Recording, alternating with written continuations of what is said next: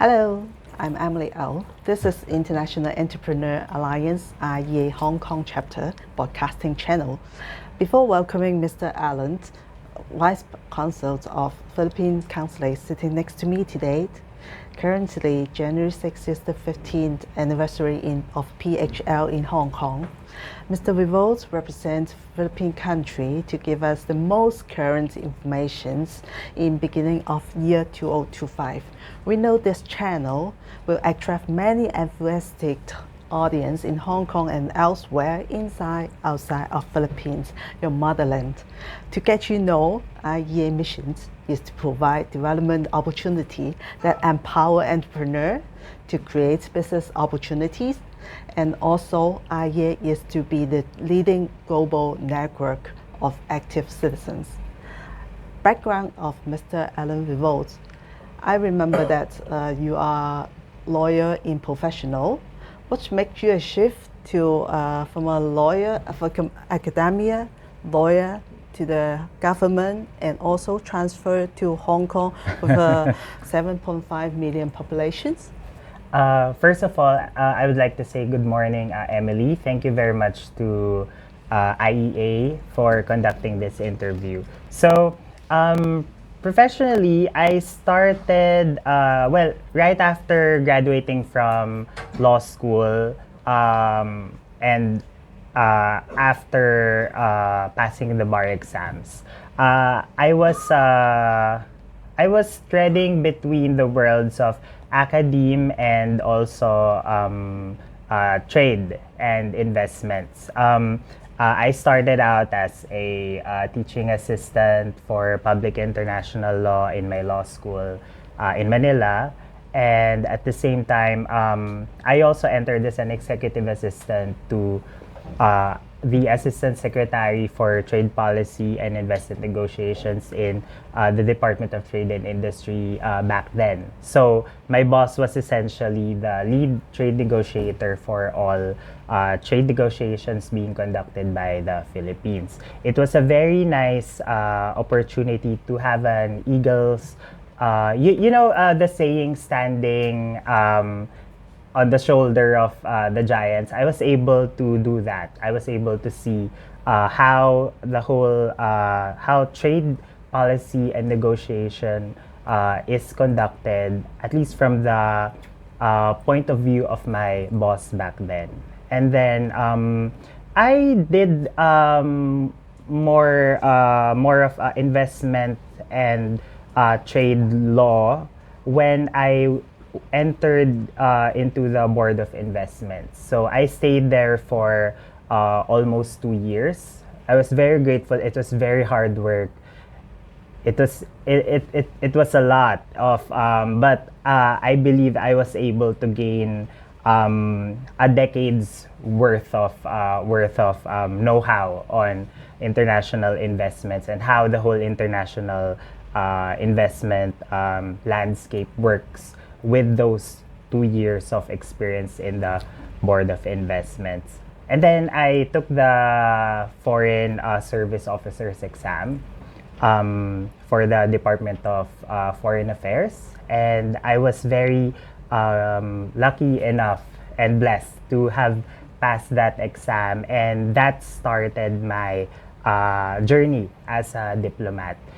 In fact, my first diplomatic posting is here in Hong Kong. Oh. So Hong Kong will forever be very special to me because it's my first foreign assignment. Yes. Thank you for your personal bios, and Hong Kong attracts you to come here. Yes. And the question we have is, what do you see the potential and actually the future development potential of economic cooperation between the Philippines and the Guangdong, Hong Kong, Macau, and Greater Bay Area? So speaking on behalf of the Philippine Consulate General in Hong Kong, we see the immense potential in the future developments of Hong Kong as the GBA's chief international city. Hong Kong and its people are exceptional. I mean, I can personally see that people here are modern, innovative, and talented. We are confident, the Philippine Consulate is confident that Hong Kong will be able to fulfill its role in the development of the GBA by enhancing its status as a global center in different key areas that is of expertise to Hong Kong, which includes finance, trade, asset management, professional services, among others. And of course, the Philippines, as one of the Belt and Road partners of Hong Kong, is ready and willing to cooperate with Hong Kong in these areas. The Philippines is always here ready to engage Hong Kong and its main players in the city's business community, your viewers and listeners. We are open to trade and investments for the mutual benefit of our economies and, of course, our people. Oh, I see. And also, what is the synergy between that? How do you see the synergy between the, in terms of trade, finance, and also cultural exchange? You can tell us more about it? The Philippines and Hong Kong have always maintained close economic ties, and such relationship has always fostered synergism in terms of international trade and commerce. So, in 2023, the latest data that we have, both from the Philippine side and the Hong Kong side, Hong Kong was actually the Philippines' sixth largest trading partner. So it has a total merchandise trade amounting to 10.35 billion US dollars. That represents 5.4% of the Philippines' global merchandise trade. Hong Kong is very significant from the point of view of the Philippines in terms of merchandise trade, as you can see. On the other hand, the Philippines was Hong Kong's 14th largest trading partner globally, accounting for 1.2% of the city's total trade, amounting to 107 billion Hong Kong dollars. And it's the fifth largest among the ASEAN member states in 2023. As you can see, although from the point of view of Hong Kong, since it's such an international city, that's also quite a big deal. So the Philippine Consulate General in Hong Kong finds these figures very promising and shows the mutual interest to engage in terms of business between the two. But nonetheless, we can always improve. But as they say, there's no way to go but up. Yeah. So in terms of cultural exchanges, the Hong Kong Tourism Board just celebrated last November 29, 2024, last year, the arrival of the millionth Filipino visitor in the city. So it was that time that surpassed the previous highest record of 930,000 visitors back in November 29 of 2018. So it was for the same period. The highest back then was 930,000 arrival, but as I've mentioned, we were able to surpass that last November 29. That record has already been broken. So now it shows the eagerness among Filipinos to experience the tourism and cultural offerings of this city. At the same time, the Philippines continues to welcome visitors from Hong Kong. In 2023, there were more than 80,000 Hong Kong residents who visited the Philippines in that year, making it the 11th top tourist source market for the country. So as you can see here from the side of Hong Kong, it can still improve. But nonetheless, since the Philippines, as we all know, is a very popular global tourist beach destination, I think we would not have any problem with attracting more tourists in our country, because also last year, 2024, the Philippines was able to win many awards during the 31st World Travel Awards. So this was back in September 2024. The Philippines won Asia's leading dive destination for the 6th consecutive year since 2016. It was also voted as Asia's leading beach destination and Asia's leading island destination. And the World Travel Awards also recognized the historic walled city of Intramuros in Manila as Asia's leading tourist attraction, Boracay Island, very beautiful Boracay, as Asia's leading luxury island destination, and Cebu, very popular to Hong Kongers, as Asia's leading wedding destination. So the Philippines' top tourist destinations that we hope that the people from Hong Kong will consider visiting include, of course, Boracay Island in Aklan. It's arguably the best beach in the world. Puerto Princesa Underground River in Palawan, it's a natural marvel. Chocolate Hills in Bohol, the Mayon volcano, the perfect cone-shaped volcano in Albay, Siargao Island in Surigao del Norte. This is where the really great surfing waves are located at. And of course, the Banawe Rice Terraces in Ifugao, a World Heritage Site. As well as major cities like Manila, Baguio, Vigan, Cebu, and Davao. I know that Hong Kongers love to visit beaches and dive sites in the Philippines, and we hope that they will do so in the future and experience the warm Filipino hospitality, which is so much part of our culture. Thank you very much for telling us more on the tourism like Boracay Beach, and I've been eating a lot of Cebu mango and also Yes. like the ice cream from the Taro as well. Yes, you yes, haven't yes. mentioned. Ube, but yeah.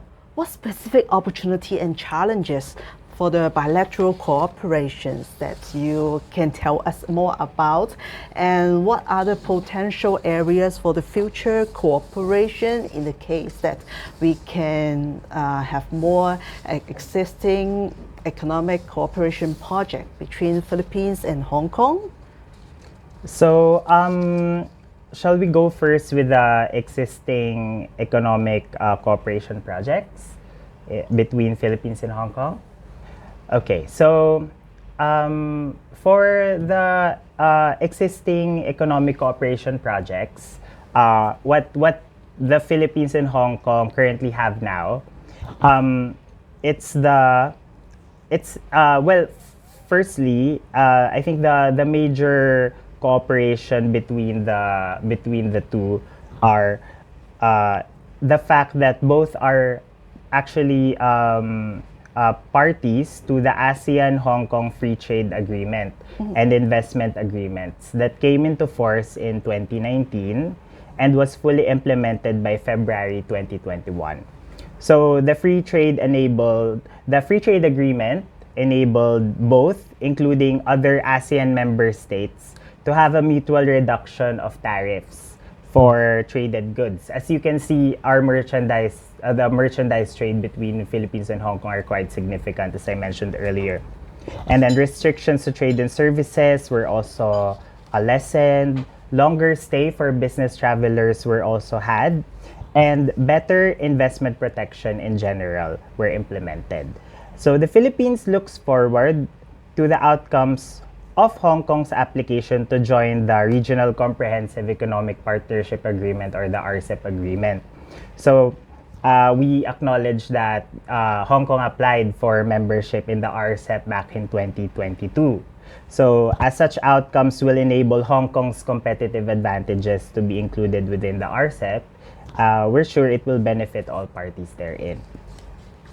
So aside from being each other's mutually important trade partner, Hong Kong was able to invest in key industries in the Philippines.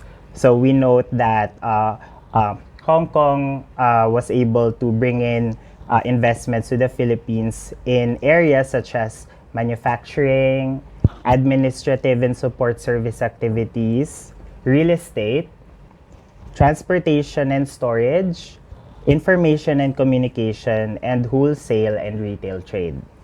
So these manifestations of trust in business offer tremendous opportunities for growth, particularly harnessing the Philippines' competitive advantages So I would now give you, it's more of like a pitch on why Hong Kong should invest in the Philippines. So first, we have a young and well-educated population that has the median age of 23.1 years old.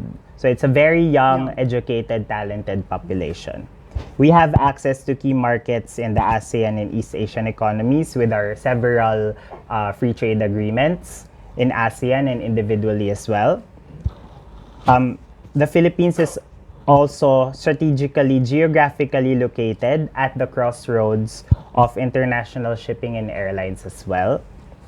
And its current infrastructure development with opportunities to take advantage of economic zones and information technology parks equipped with support capabilities. So I'm sure that that your viewers and listeners would be interested to know some examples of these economic zones and IT parks that they could possibly put their businesses in.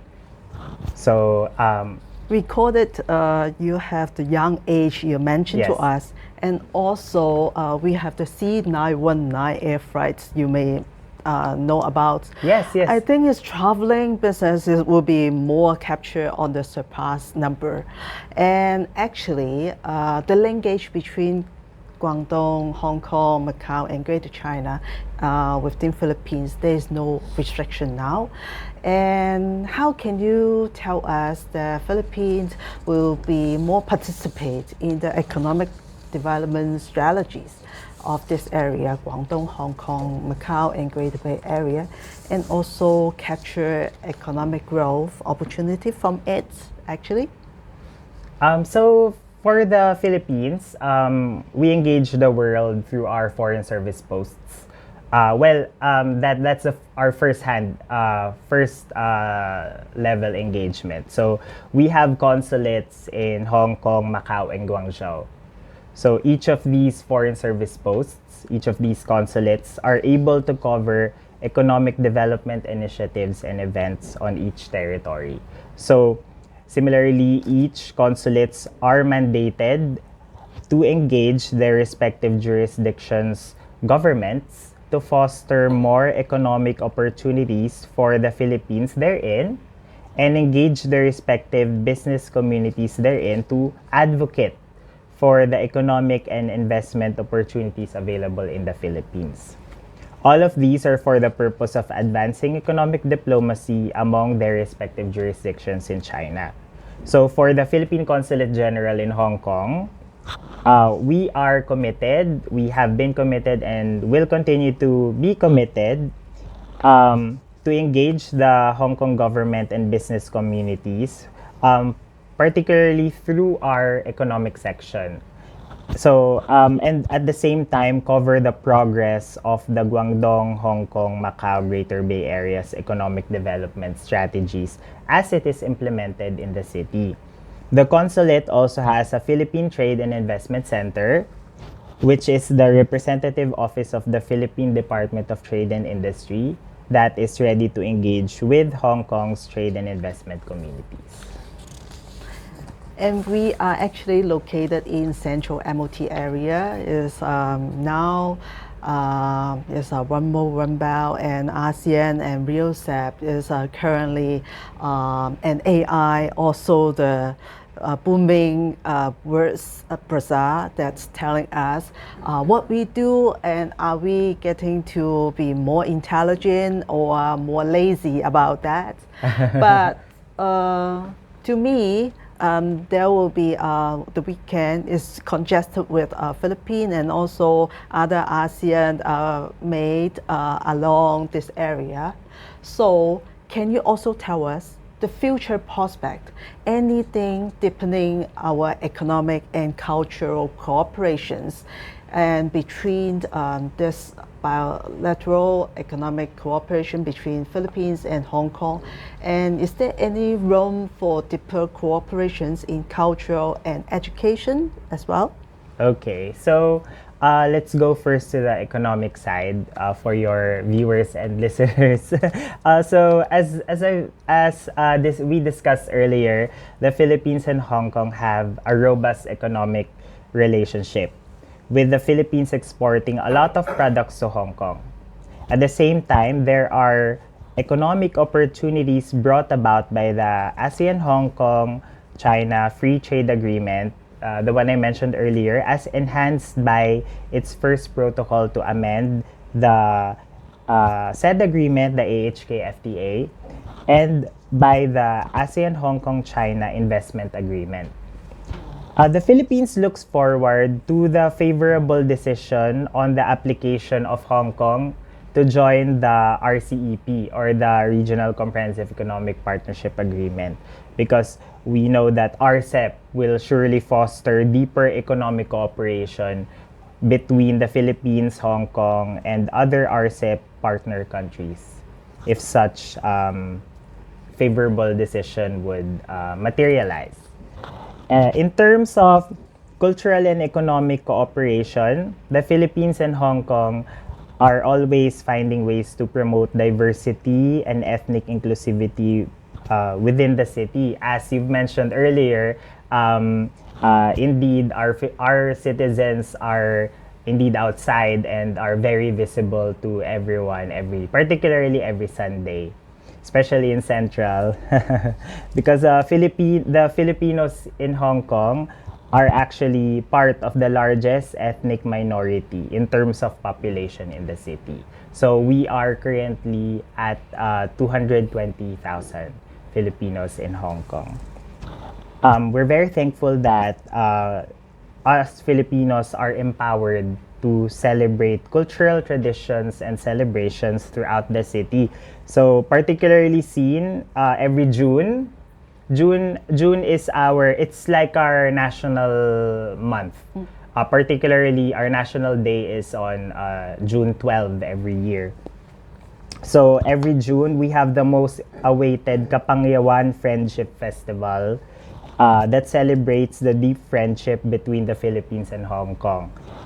And this is also present in the Philippine Consulate's participation on multicultural events sponsored by the Hong Kong government, such as the Asia Plus Festival last November, the Hong Kong Book Fair last July, among others.